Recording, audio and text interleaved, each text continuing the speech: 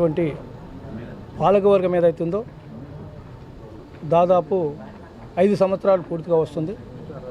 ఈరోజు చిట్ట చివరి మరి జడ్పీసీ సర్వసభ సమావేశం. ఈరోజు మా గౌరవ జడ్పీటీసీలందరూ కూడా ఈ సమావేశానికి రావడం జరిగింది.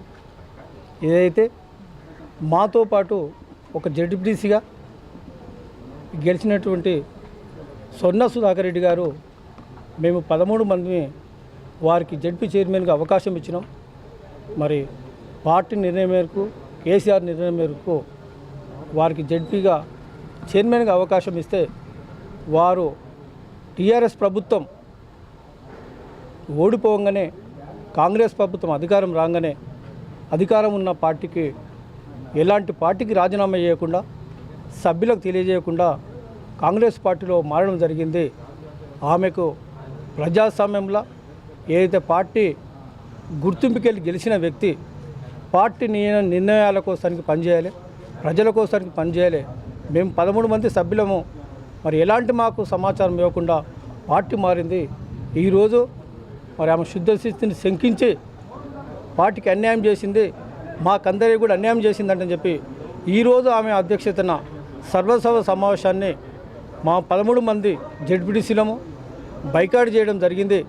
ఇప్పటికైనా సరే ప్రజాస్వామ్యంలో పార్టీలకు, సభ్యులకు గౌరవం ఉండాలంటని చెప్పి ఈరోజు ఏదైతే ఉందో మా నిర్ణయం మరి వ్యక్తిగతంగా కాదు, పార్టీ మీద కాదు, వాస్తవంగా ఆమె పార్టీ మారినందుకే ఆమెకు నిరసనగా ఈరోజు జనరల్ బాడీని బైకాట్ చేస్తున్నవాటని చెప్పి మీడియా ద్వారా తెలియజేస్తున్నాం.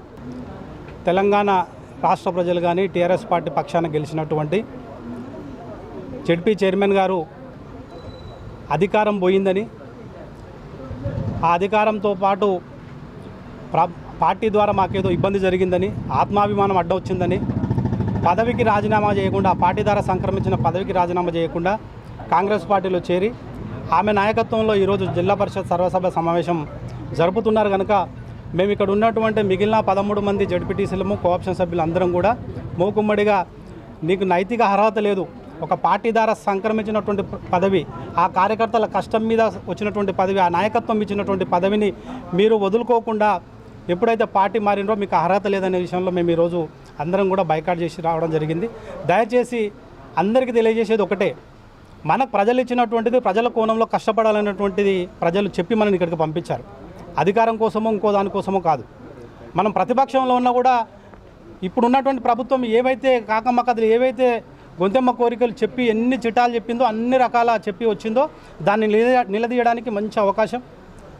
దాన్ని దృష్టిలో పెట్టుకొని తప్పనిసరిగా ఏ పార్టీ ద్వారా అయితే వ్యక్తి పదవి పొందుతాడో తప్పనిసరిగా ఆ పార్టీలో ఉండాలి. పార్టీ నచ్చినప్పుడు, పదవి నచ్చినప్పుడు తప్పనిసరిగా పార్టీకి రాజీనామా చేసినప్పుడు నైతిక బాధ్యతగా, నైతిక విలువలు కట్టుబడ్డ వ్యక్తిగా, సమాజంలో ఒక మంచి మనిషిగా గుర్తింపు రావాలంటే దాని ద్వారా వచ్చినటువంటి పదవిని కూడా త్యాగం చేస్తే చరిత్రలో నిలిచిపోతారు. ఇది అందరికీ వర్తిస్తుంది. దయచేసి పార్టీని అధికారం పోగానే ఆ చేప పిల్ల కదా బయట గడ్డ మీద పడితే ఎట్లా తన్నుకుంటుందో ఆ రకంగా తన్నుకోవడం పూర్తిగా హేయం అనిపిస్తుంది ఈ రాజకీయాలు చూస్తుంటే. ఇది మాలాంటి కొత్తగా ఈ రాజకీయాల్లోకి వచ్చిన వ్యక్తులకు ఇది తప్పు. ఇది దీన్ని దయచేసి అందరూ కూడా గమనించాలని చెప్పి దయచేస్తూ ఈ రోజు ఉన్నటువంటి సమావేశాన్ని మేము బైకాట్ చేసి వచ్చినాం. బయట ముసాపేట జెడ్పీటీసీ, నవాపేట జెడ్పీటీసీ వీళ్ళందరూ కలిసి నా మీద లేనికొని అభియోగాలు పెట్టారు. దానికి సమాధానం చెప్పాల్సిన బాధ్యత నా మీద ఉంది. నేనేదో పార్టీకి ద్రోహం చేసినట్టుగా, అందరినీ మోసం చేసినట్టుగా నా మీద చాలా చెప్పారు వాళ్ళు. దాన్ని నేను ఈరోజు సమాధానం చెప్పాల్సిన బాధ్యత నా ఉంది కాబట్టి నేను చెప్తున్నా.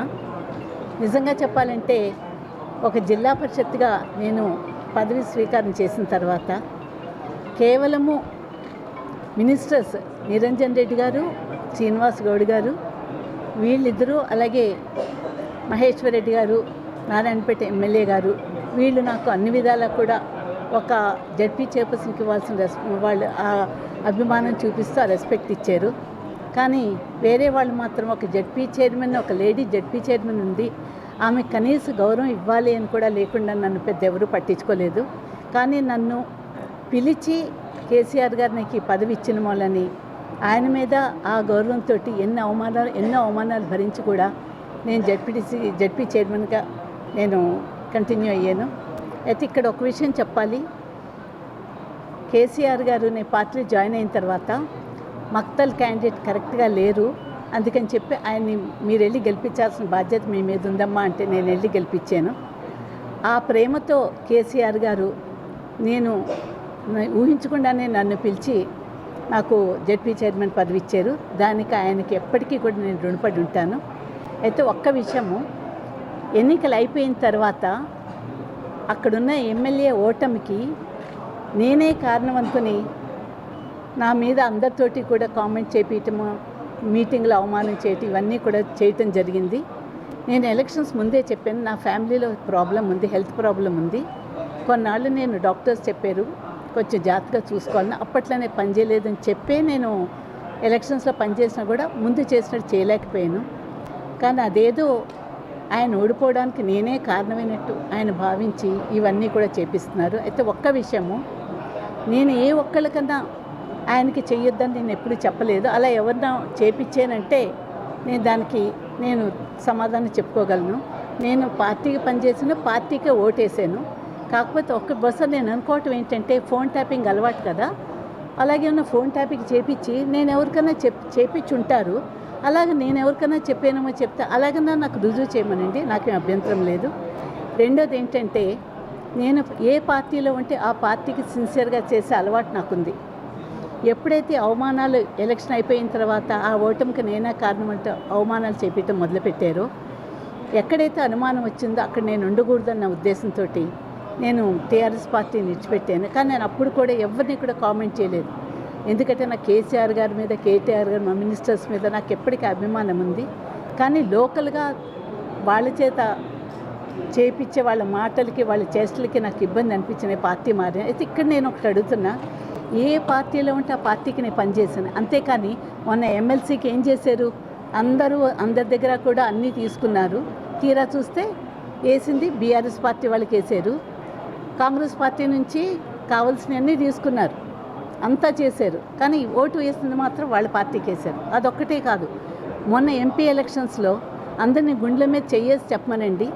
వాళ్ళు ఎమ్మెల్సీ ఎలక్షన్స్లో, ఎంపీ ఎలక్షన్స్లో కూడా ఎంపీ గారి దగ్గర అన్ని విధాలు కూడా ఆయన్ని నమ్మించి ఆయన చుట్టూ ఉండి ఆయనకి ఓటేయకుండా వాళ్ళే స్వయంగా కూడా వాళ్ళ టీంకి చెప్పి బీఆర్ఎస్ వాళ్ళందరూ బీజేపీకి ఓట్లు వేసిన మాట నిజమా కాదా, వాళ్ళ మనస్సాక్షిని అడిగితే తెలుస్తుంది. నేను అటువంటి తప్పుడు పని చేయలేదు. నేను ఎమ్మెల్యేలుగా ఉన్నాను, అలాగే జడ్పీ చైర్పర్సన్గా ఉన్నాను. నేనేమీ పనులు అమ్ముకోలేదు, నేను ఎవ్వరికీ కూడా అన్యాయం చేయలేదు. అందరినీ కూడా ఈక్వల్గా నా పిల్లల్లా చూశాను. వాంటెడ్లీ వాళ్ళు కక్ష సాధింపు చర్యగా ఇంకా చాలామంది పార్టీ మారారు. కానీ ఏ ఒక్క చోటని ఇలా జరిగిందా అంటే ఇక్కడ వాళ్ళ సంస్కారం నాకు అర్థమవుతుంది. అంటే ఇంకొకటి ఏంటంటే, నన్ను కామెంట్ చేసిన వాళ్ళందరూ వెనకాల వీళ్ళతో చేపించే వాళ్ళ పార్టీ మారకుండానే వచ్చారా, వాళ్ళందరూ ఇదే పార్టీలో ఉన్నారా? నేను ఏం తప్పు చేశాను వీళ్ళు వాంటెడ్లీ నన్ను అవమానపరిచే ప్రయత్నం చేసి, కానీ ప్రజలకు తెలుసు, జిల్లా మొత్తానికి తెలుసు, ఇంకా చెప్పాలంటే రాష్ట్రంలో కూడా మా ఫ్యామిలీ ఏంటో తెలుసు, నేనేంటో తెలుసు. నేనేమి ఎమ్మెల్యే అయ్యి కోట్లు సంపాదించలే, ఫామ్ హౌస్ కట్టుకోలేదు, మేడలు మిద్దులు వేల కోట్లు విదేశాల్లో పెట్టలే. ఎమ్మెల్యేగా ఎలా ఉన్నాను, జడ్పీ చైర్పర్సన్గా కూడా అలాగే ఉన్నాను. అందుకని చెప్పి నేను చెప్తున్నాను, నా వైపు వీళ్ళు 1 వేలు చూపించారు, వాళ్ళ వైపు 9 వేలు చూపిస్తున్నారు. అది గుర్తుపెట్టుకోవాలా. ఇప్పుడే కాదు, ఎప్పటికీ కూడా నేను ఏ పార్టీలో ఉంటే ఆ పార్టీకి సిన్సియర్గా పనిచేస్తా. ఒకప్పుడు అంతకుముందు నేను కాంగ్రెస్ పార్టీలోనే, కాంగ్రెస్ పార్టీ ఎలక్షన్ ముందు కూడా నన్ను పిలిస్తే కూడా నేను వెళ్ళలేదు. ఎందుకంటే లేదు, కేసీఆర్ గారు నాకు ఈ గౌరవం ఇచ్చారు, ఈ గౌరవాన్ని నేను నిలబెట్టుకోవాలి, నేను ఎందుకని రానని చెప్పాను. కానీ తర్వాత జరిగిన పరిణామాలతో నేను పార్టీ మారాల్సి వచ్చింది. ఇప్పుడు అన్న వాళ్ళు ఎంతమంది అదే పార్టీలో పుట్టుకొచ్చారా, పైనుంచి కింద వరకు మీరు ఒకసారి చూడండి, అదే పార్టీలో ఎవరున్నారు. నిజంగా చెప్పండి, నాకు జరిగిన అవమానం ఎవరికి జరగలే, వాంటెడ్లీ చేస్తున్నారు. అందుకే నేను ఒకటే వాళ్ళ సంస్కారానికి ఇచ్చిపెడుతున్నా. వాళ్ళని మనస్సాక్షిని వాళ్ళు అడగమని చెప్పండి, వాళ్ళ మనస్సాక్షిని వాళ్ళు కనుక్కుంటే చాలు. ఇది దయచేసి నేను అసలు ఇవంతా వాళ్ళు ఎన్ని కామెంట్ చేసినా ఇంతవరకు నేను నోరిప్పలే. కానీ నేనేదో దోషిగా చూపించి ఈరోజు నన్ను ఇంత ఇది చేశారు కాబట్టి నేను కూడా వాళ్ళ విషయం చెప్పాల్సి వచ్చి మీతో చెప్తున్నా. నేను కోరుకునేది ఒకటే, ఈరోజు మేము పార్టీ మీటింగ్ ఈ జనరల్ బాడీ మీటింగ్ ఎందుకు పెట్టామంటే జనరల్ బాడీ అన్నాక ప్రజా సమస్యల మీద మనం అందరూ కూడా అది వాళ్ళ సంస్కారానికి ఇచ్చిపెడుతున్నా మీ అందరికీ కూడా మా అధికారులు కానీ మా స్టాఫ్ కానీ పంచాయతీ మన జిల్లా పరిషత్ సభ్యులు కానీ మా ఎంపీపీలు కానీ కోఆప్షన్ సభ్యులు కానీ ఇన్నాళ్ళు అలాగే ఎలక్ట్రానిక్ అండ్ ప్రింట్ మీడియా మా అందరికీ కూడా ఎంతో సహకారం అందించారు. ఎప్పటికీ కూడా ఇదొక నాకు మీ అందరితో కలిసి ఉండటం ఒక మంచి తీపి గుర్తుగా ఉంది. నిజంగా నాకు అవకాశం ఆ రోజు కేసీఆర్ గారు కల్పించారు. ఆయనకి ఎప్పటికీ కూడా నేను రుణపడి ఉంటా. కానీ ఇంకొక విషయం, ఒకవేళ ఇప్పుడు కూడా నేను ఆ పార్టీలో ఉండకపోదును. ఎందుకో తెలుసా, ఎప్పుడు కూడా జరిగిందని మనం చూస్తున్నాం. రికార్డ్స్ ధ్వంసం చేసి